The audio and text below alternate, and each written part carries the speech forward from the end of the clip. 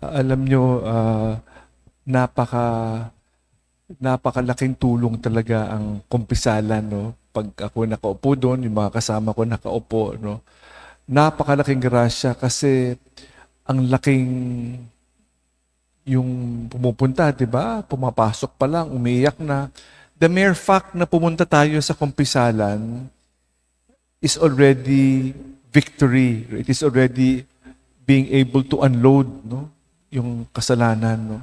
At umiiyak dahil sa tuwa ng pagmamahal ng Diyos.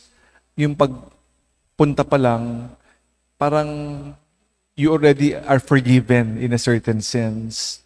Kasi ang magpapalaya naman talaga yung sarili. Yung pare will just parang give the official. No? Pero actually, if we say the sin, the guilt is lifted. So it will be unlocked by ourselves. No amount of explanation is necessary. The mere fact we go there really is such a big gift. No? What a gift to be forgiven, because it is really an act of love of God. No?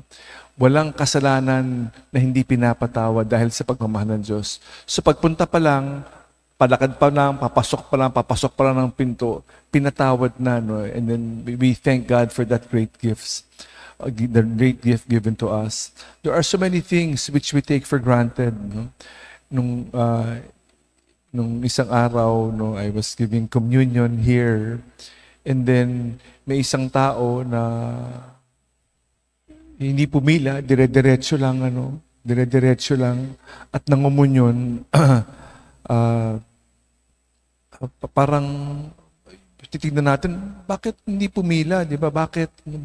No, parang disrespectful.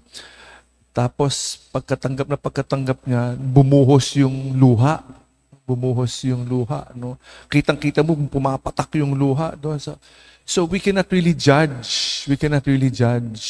What is happening to that person. No? We cannot judge. But all of this, the easiest thing, confession, and the most parang in Holy Communion, parang very simple matters for us, no? Parang baliwala, di ba? But because of the love of God, who has loved much, because who has been forgiven much, we cannot explain how much unloading is happening, how much liberation is happening, how much love is experienced because of this. Let us not take all of this for granted because of a loving God. No? Napakagandang pagkakataon para manumbalik. Patuloy tayo bumalik sa puso ni Jesus, to be one with Him in Holy Communion, to be one with Him, to be completely one is truly a gift. As we thank God for this reminder, the beautiful reminder of our many sins, kadalasan nga dahil sa Ebanghelyo ngayon rin, parang hindi na natin hinahanap si Jesus. Nasanay na tayo sa kasalanan, nababaliwala natin yung ating ugnayan. But we continue to search for Jesus, to be reconciled, truly reconciled.